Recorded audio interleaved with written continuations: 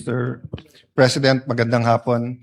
Mr. President, I'll not mention the reasons, but just for the record, I approached you earlier, approached the majority leader. There are some real issues, and I think all of us do want to work together to speed up the work, given not only the climate, but the number of problems affecting the country. People are looking at the Senate, and the minority, of course, joins the majority. In fact, we're willing to up our load in terms of committees, but of course, it's your call. So with that, Mr. President, may I read and then maybe per committee or have an omnibus motion at the end? With your permission, Mr. President. Yes, we can do that. And thank you, Minority Leader, for the initiative to complete the members of our committees. And like you said, we had a conversation earlier on the various issues that will make the workload more efficient. Maraming salamat. And the issues I mentioned would affect actually this, but since some of the issues have to be discussed further, we can proceed with this. So, Mr. President, maraming salamat. Government, Corporation, and Public Enterprise, 11 members, 5 for the minority. So, Senator Camille Villar for the chairperson, Senator Marcos as deputy, Senator Alan Cayetano as vice chair, ex officio, Senator Villar Mark, Senator Go, and Senator Legarda. Is there any objection? Hearing none, the members are duly elected. Thank you. For Public Information and Mass Media, 13 members, 6 for the minority.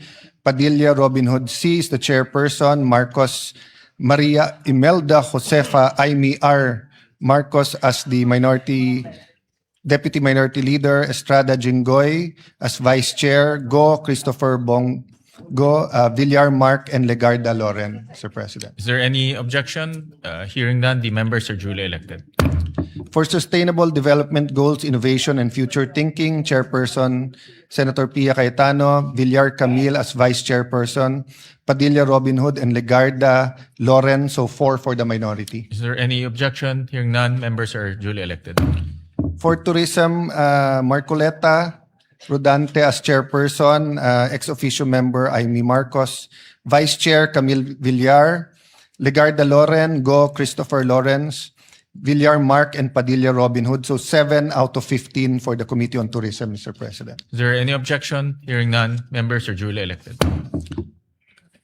Mr. President, for Basic Education, recognizing the chairman, Chairman Bam Aquino. For the minority, Senator Aimee, Senator Legarda, Senator Pia Cayetano, Senator Bongo, Senator Mark Villar, Senator Padilla, and Senator Villar Camille. Is there any objection? Hearing none, members are duly elected. For the record, that's 7 out of 15.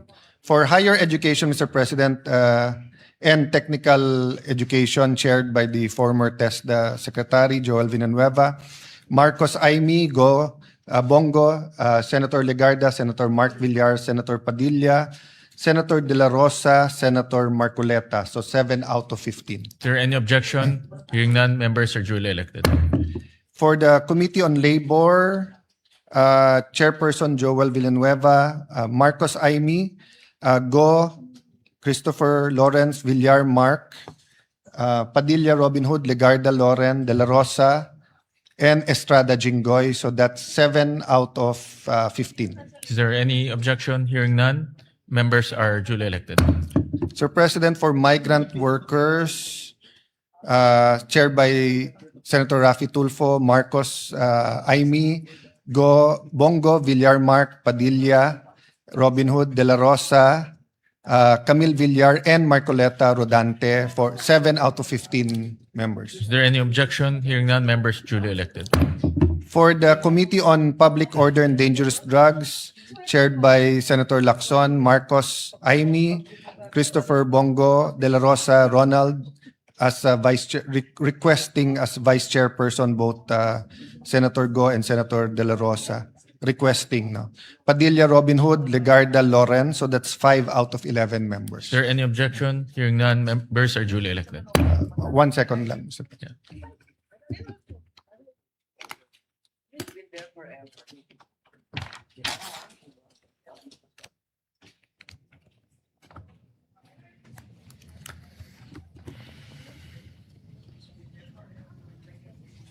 Mr. President, for the Committee on Rules, chaired by, of course, our distinguished Majority Leader, former Senate President Zubiri, Legarda Loren, Marcoleta Rodante,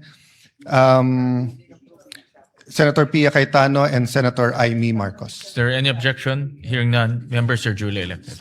Thank you, Mr. President, and I commit to keep talking to our Majority Leader over the weekend and yourself so that we can resolve all issues by Monday. Maraming salamat,